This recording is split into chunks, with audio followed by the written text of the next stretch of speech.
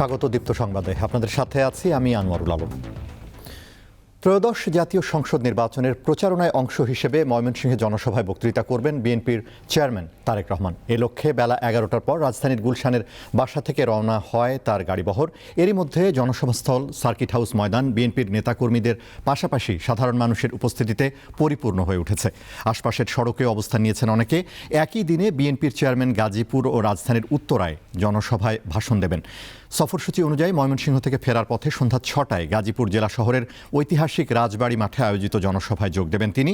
এরপর সন্ধ্যায় ভাষণ দেবেন রাজধানীর উত্তরার আজমপুর ঈদগাহ মাঠে আয়োজিত জনসভায়।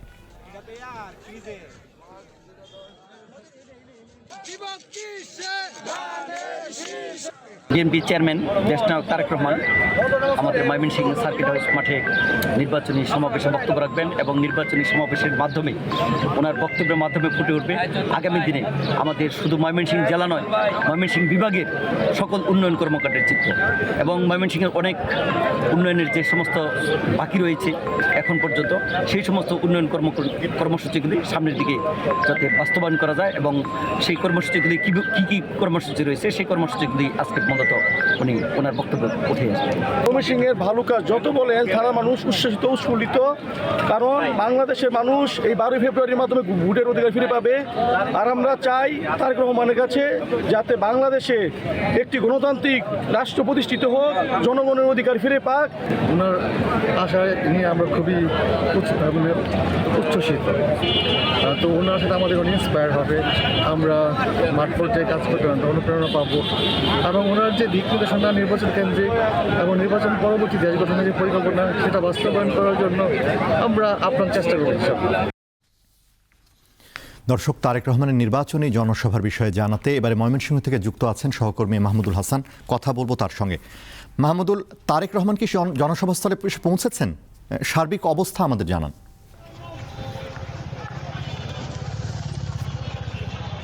আনোয়ার, তারেক রহমানের আগমন উপলক্ষে ময়মনসিংহ নগরী মিছিলে মুখরিত হয়ে উঠেছে।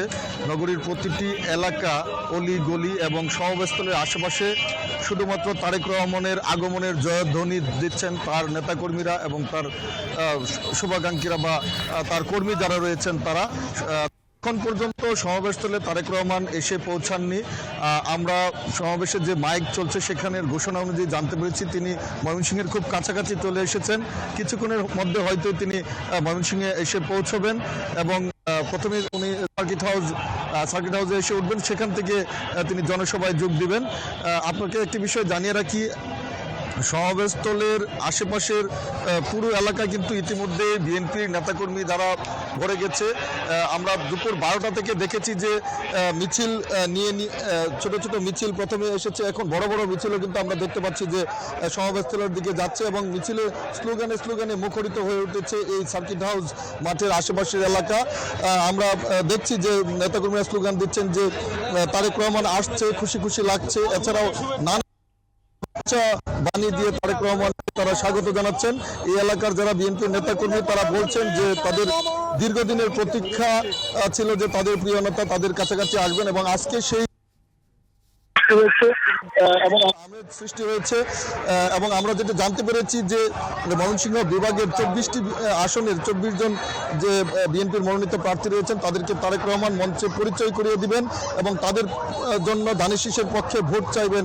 এছাড়া এই ময়মনসিংহ বিভাগের যে সকল উন্নয়ন কর্মকাণ্ড প্রয়োজন সেই বিষয় নিয়ে কিন্তু তিনি আজকে উন্নয়নের প্রতিশ্রুতি দিয়ে থাকবেন বলে আমাদেরকে নেতাকর্মীরা জানিয়েছেন। তবে নির্বাচনের মধ্যে এই নির্বাচনী জনসভা একটি জনসমুদ্রে পরিণত হবে এমনটাই প্রত্যাশা করেছিল এখানকার আয়োজকরা এবং তার অনেকটা নমুনা কিন্তু আমরা দেখতে পেরেছি। ইতিমধ্যে মাঠের অধিকাংশ অংশই কিন্তু ভরে গেছে এবং আশেপাশের রাস্তাঘাট সব কিন্তু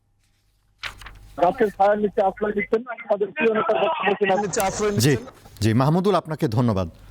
দর্শক, ময়মনসিংহ থেকে জানাচ্ছিলেন সহকর্মী মাহমুদুল হাসান।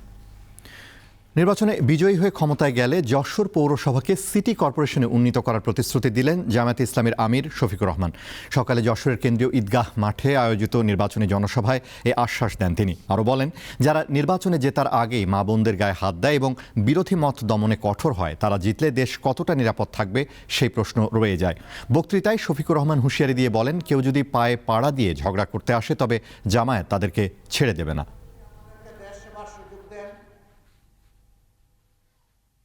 একদিকে ফ্যামিলি কার্ড আর একদিকে মা বোনদের গায়ে হাত, দুইটা তো একসাথে চলে না। এ দিয়ে কি বার্তা দেওয়া হচ্ছে জাতিকে? বার্তা দেওয়া হচ্ছে আগামীতে এমন কোনো দল যদি ক্ষমতায় আসে যারা এখনই গায়ে হাত দেয়, তাদের কাছে বাংলাদেশের একজন মা বোন নিরাপদ হবেন না। চট্টগ্রাম 2 আসনে বিএনপির মনোনীত প্রার্থী সারোয়ার আলমগীরের মনোনয়নপত্র বৈধ ঘোষণা করেছে হাইকোর্ট। একই সঙ্গে তার প্রার্থিতা ফিরিয়ে দিতে নির্দেশ দিয়েছে আদালত। মঙ্গলবার বিচারপতি ফাহমিদা কাদের ও বিচারপতি আসিফ হাসানের বেঞ্চ এ আদেশ দেন। এর আগে ঋণখেলাপি হওয়ায় গত 18 জানুয়ারি সারোয়ার আলমগীরের মনোনয়নপত্র বৈধতার বিরুদ্ধে করা আপিল মঞ্জুর করে ইসি। এতে তার প্রার্থিতা বাতিল হয়। এরপর ইসির দেওয়া সিদ্ধান্তের বৈধতা চ্যালেঞ্জ করে বিএনপির এই নেতা প্রার্থী হাইকোর্টে রিট করেন। তারই প্রেক্ষিতে আদালত সারোয়ার আলমগীরের মনোনয়নপত্র বৈধ ঘোষণা করে।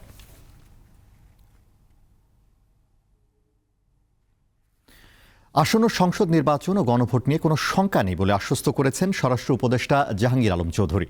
তিনি বলেন, আওয়ামী লীগ ও তাদের সহযোগীদের যদি সাহস থাকতো তবে দেশে এসে আইনের আশ্রয় নিত, কিন্তু সেই সৎ সাহস নেই বলেই তারা পালিয়ে আছেন। যেসব দেশে আওয়ামী লীগের লোকজন পালিয়ে রয়েছেন তাদের ফেরত দিতে ওই সব দেশের প্রতি আহ্বান জানান স্বরাষ্ট্র উপদেষ্টা। সকালে গাজীপুরের কাশিমপুর কেন্দ্রীয় কারাগারের প্যারেড গ্রাউন্ডে 63তম ব্যাচ মহিলা কারারক্ষীদের বুনিয়াদী প্রশিক্ষণ কোর্সের সমাপনী কুচকাওয়াজ শেষে সাংবাদিকদের তিনি এসব কথা বলেন। অনুষ্ঠানে প্রশিক্ষিত 4 জন কারারক্ষীকে পুরস্কার প্রদান করা হয়।